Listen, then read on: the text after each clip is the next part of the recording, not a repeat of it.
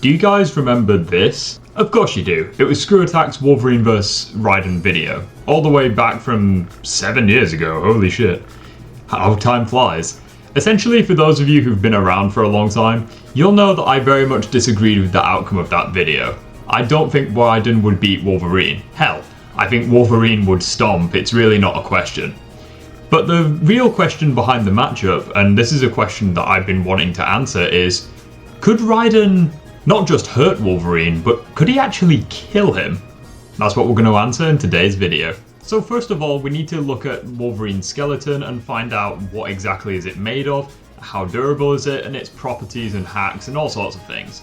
So as you can clearly see here, adamantium is a virtually indestructible man-made steel alloy that does not occur in nature and whose exact chemical composition is a USA government classified secret. Essentially, it is an extremely rigid, steel-based alloy, but the density is virtually indestructible, as it can take hits from basically, the top tiers in Marvel with very little damage sustained whatsoever.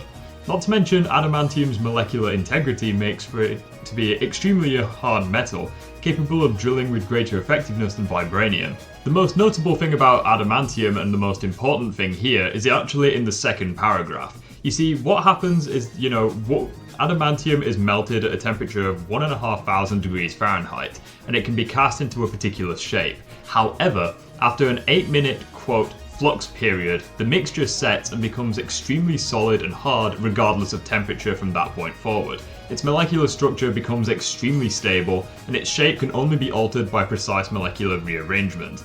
However, due to the sheer bonding strength of adamantium, there are really few known forces capable of altering its molecular structure once it has achieved this flux period. Keep in mind that Wolverine's blade actually focuses around molecular manipulation. It's going to be important later on, trust me. Something that not everyone is aware of, however, is that there's actually different variants of adamantium in Marvel Comics, and these are 3 notable examples: proto, true, and secondary. The proto-adamantium is what's present in Captain America's shield. Secondary adamantium is the easiest to work with and is the most cost-effective. The one that we're going to be focusing on, however, is true adamantium, aka primary adamantium, which is what is present in Wolverine. It's nearly as strong and durable as proto-adamantium. However, it is able to be reproduced due to Wolverine's healing factor. Only beings with godlike powers such as Rune King Thor or strong magnetic powers such as Magneto can manipulate primary adamantium. Otherwise, it's completely indestructible to all forms of attacks. And whilst this is a no-limits fallacy, it would back up the statement from the previous page, essentially saying that once the flux period has passed, adamantium is very difficult, if not damn near impossible, to manipulate ever again. So now that we know a little bit about adamantium as well as the adamantium variant that is present in Wolverine, it's time for the questions. Can Raiden kill Wolverine or damage him? The first thing we need to go over is what would happen if Raiden tried using physical force on Wolverine. Let's say for whatever reason he lost his blade at any point in the fight, had to resort to swapping hands. How would that go for him? Well, surprising absolutely no one, it wouldn't go very well for him and he would stand no chance whatsoever at putting down Wolverine. This is the same guy where World War Hulk literally admitted that he would be incapable of putting down Wolverine and would be incapable of killing him for good. And we even see this later on where he punches him repeatedly and still Wolverine is not knocked out or killed. For context, this version of the Hulk, World War Hulk, has some pretty impressive feats under his belt. I mean, he was capable of drawing blood from the Sentry and doing incredible damage to him. Not to mention the Avengers were implying that the Sentry was their top gun, and yet Hulk was able to match him, draw blood from him, and eventually even beat him. It's very impressive feats for the Hulk. It doesn't stop there, however, as World War Hulk was capable of knocking out the Juggernaut when he didn't have his armor, and matching him even when he was in his armor. And for context, Juggernaut has beaten the Hulk in his base form before. So these guys are packing insane levels of strength behind their punches. However, as if all of this wasn't enough, Hulk was also capable of sending Ghost Rider flying backwards with a thunderclap. And people do not lowball Ghost Rider. He was one of the few characters capable of actually matching World War Hulk to an extent.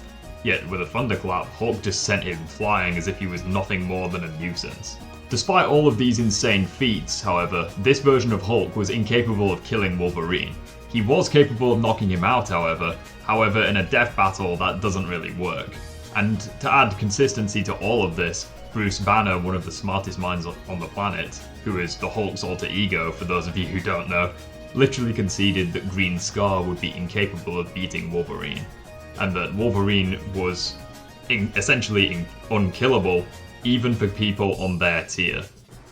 And just in case you're still not convinced, Wolverine has taken a hit before from Wonder Man, and Wonder Man was stated by Captain America to have a strength level comparable to that of, you guessed it, the Sentry.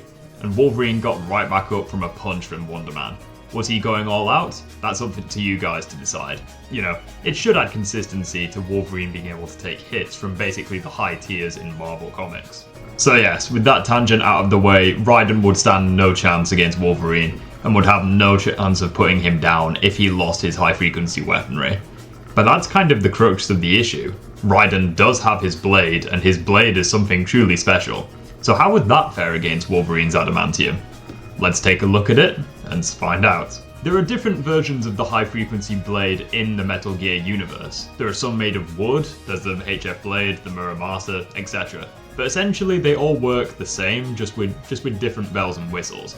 Essentially, it is fitted with an alternating current and resonating at highly fast vibration frequencies, which essentially weakens the molecular bonds of anything it cuts, therefore increasing its cutting ability. Theoretically, of course, allowing it to essentially cut through basically anything. Now this would be all well and good, however Wolverine has actually resisted a blade with similar properties. As you can clearly see here, the Silver Samurai's blade was capable of slicing through basically anything, and yet Wolverine's skeleton was resisting this. So how is this possible? Well, this is possible because of his mutant ability to generate tachyon fields, which he can infuse objects with, and wouldn't you guess it, the object that he chooses to infuse his power into is his sword, allowing it to cut through pretty much anything. And the reason for this is because, well, the tachyons vibrate at faster than light speeds to destabilize whatever they cut through. And you got to keep in mind that this is almost identical to Raiden's blade and how it functions, although I would argue this is superior as we know for a fact that the tachyons vibrate at faster than light speeds. Hell, they can't even exist at a speed slower than light. That's how crazy it is. Meaning that I would argue, Silver Samurai's blade is superior, and it couldn't cut through Wolverine. So this doesn't exactly bear well for Raiden. Unfortunately, it only gets worse from here for the cyborg, as, the HF weaponry from, the Metal Gear verse that Raiden uses was incapable of cutting through Armstrong's nanomachine defense. And these nanomachines essentially come together and harden different parts of his skin, resulting in the areas turning black and becoming borderline indestructible to physical force and very resistant to blades.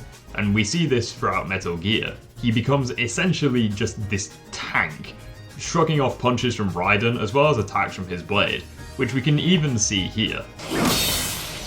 What? Nice. Slowing this down, we realise two things. One, the blade can't cut through people that are almost certainly less durable than Wolverine. And two, the nanomachine defense is capable of resisting the HF blade. And you gotta keep in mind that this nanomachine defense has almost no proof putting it on the same level as adamantium and all of the molecular resistance feats and statements that it has.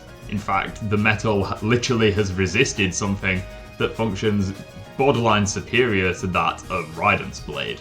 Essentially what this means for the cyborg is that we don't even need to go into Wolverine's insane healing factor that has allowed him to literally fight without a heart, or regrow his heart in a matter of seconds, or regrow all of his muscle mass in a few moments. We don't even need to go into his healing factor, because in terms of his raw durability of his adamantium, well, it's plausible if not impossible at best for the HF weaponry to actually cut through Wolverine. Realistically, the only way Raiden can kill Wolverine is if he cuts his head off, or that's the best way, the best win condition, I suppose, for Raiden to win. However, he's going to have to get through the adamantium, and he's not strong enough to. Stronger have tried and stronger have failed, and that blade it's no joke. It can slice through things like steel like it's nothing, but Wolverine's resisted things that are far superior, if not damn near equal to the blade, and it's not worked. It's not being able to cut through. So I'm sorry, Raiden fans, but realistically he's got no way of putting down Wolverine. With that being said, however, guys, that's all that I have for you today. So this has been Lewis, or the Gaming Rift. If you want to see more what if scenarios in future, feel free to let me know your suggestions down below, and feel free to recommend any videos for me to react to if you like seeing that sort of content. That being said though, guys, have a great rest of your evening, and I will see you all next time.